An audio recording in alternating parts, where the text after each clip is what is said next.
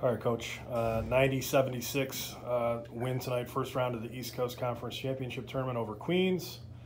I guess we'll start the elephant in the room, the 47-point outing by Andrew Cisco. I mean, you ever been a part of something like that?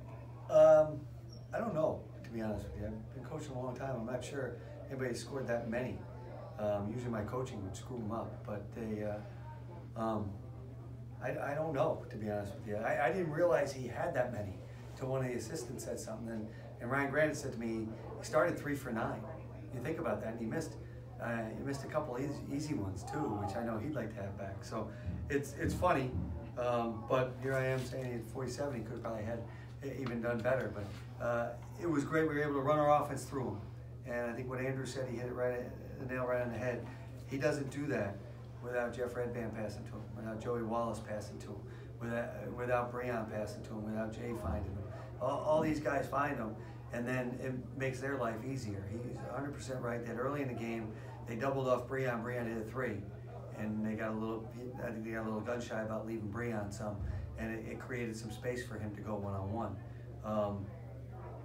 But, you know, I think the impressive thing is he did it, and he only made 7 free throws. You know, 7 for 8 from the line. So, you know, usually somebody does that and they score a lot of free throws or they hit a lot of threes. He did hit 2 threes tonight, but, you know, a lot of that was in close 2 points. And we talked about early in the game, going into this game, don't get bored doing what we can do. What was the message to the team coming into today? You guys are coming off a tough overtime loss. You played 2 overtime games in the last 2 weeks.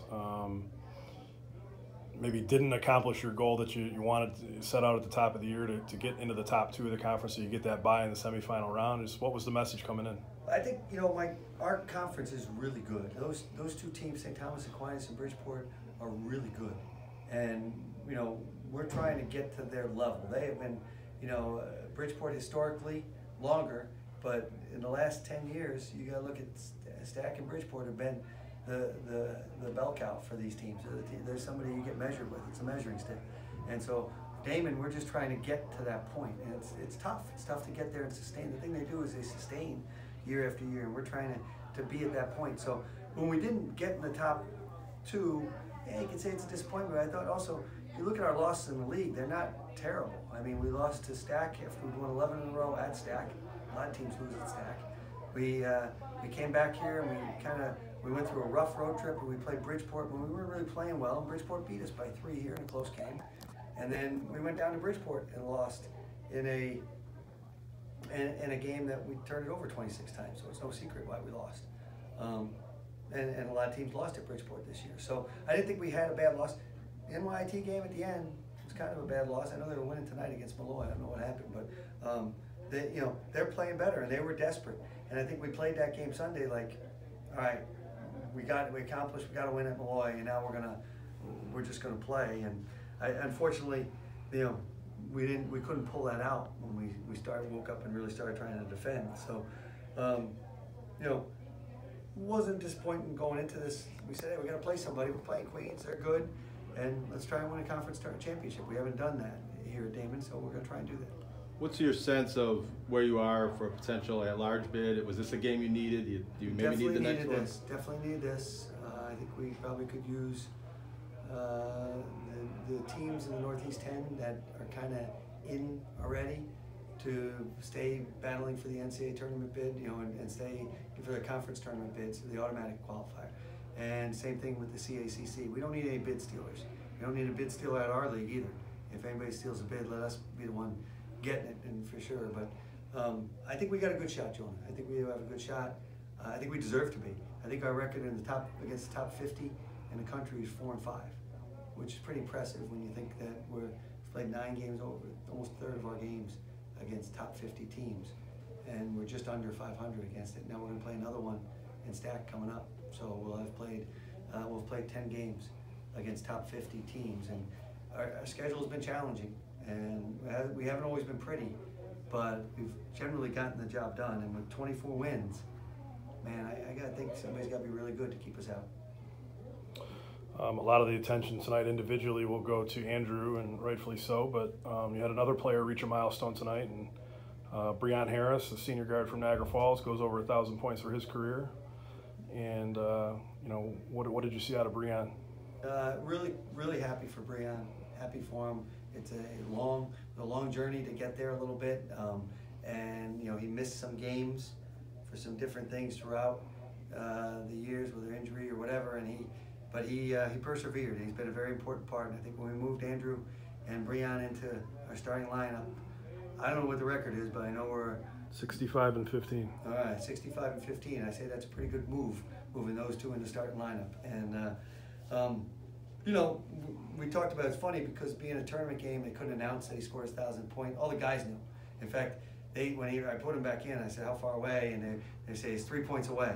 And the guys all knew he was 3 points away. So we called a play, and he ended up hitting a three, and he fell to the ground. I tried to call timeout, and they ended up pushing up and scoring. But he was, you know, it was great. It was really good for him to see and happen. And you know, it's amazing. We'll have 5 guys on the court that have scored 1,000 points. I don't think there are many teams or programs that have that, and that's pretty cool. It's a testament to these guys and their longevity, their ability to stick with it, and being really good basketball players. You know, Joey obviously did a bulk of his scoring somewhere else, but he's been a big reason we've been good this year. So all that stuff we talked about, you know, right now the most important thing for us is to win. I think for the conference tournament and for a potential NCAA bid, we need to keep winning, and that's got to be our focus. But it's cool that they could pick up, they could have some milestones and some record-breaking performances along the way.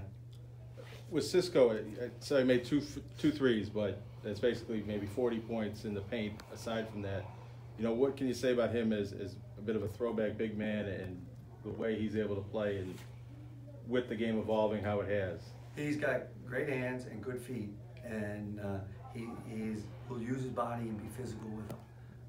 You know, and be able to score in the post. You know, and you're right, that is a little bit of a throwback. People don't really do it. He still can do other things. He can handle the basketball. He can shoot the three. But obviously his bread and butter is closer to the hoop. And I think, you know, for him, he has kept evolving, and he's kept getting better. And he's not afraid to go work there. And I think his hands are really an underappreciated part. That, you know, it's one of these things, Jonah, where he'll make 4 great catches and finish. Then the 5th one, it might be a ball bounce off his hands, and one of the guards will be like, "Oh, he's got to catch it. How can he not catch it? Why do you know it was my assist?" You know, and all that stuff. And you know, that's what happens with big men, because the guards are always smarter and right, and they're always mad because the big man should dominate every time. And he did tonight. But it's funny, even on today, I don't know how many points he had at the time we ran the out of bounds play, and he was right under the basket, and Breon threw it and he missed it out of bounds, and he got a foul, right? And somebody on the bench said, he's got to shoot that with his left hand there, he's got to do that. And I said, the guy scored almost 2,000 points, right? I think we can, you know, if he missed a shot, he missed a shot. And that's it. It's funny that, you know, everybody's got an answer sometimes. When a guy misses a layup and misses something, when a big guy misses, they always say, when a guy shoots a 3 and misses, they don't have, you know, as much critique. It's amazing. Thanks. Okay, we're good. Thanks, Coach. Tonight. I'm going to go with the John Beeline 1995 NIT. I call him Stop Filming.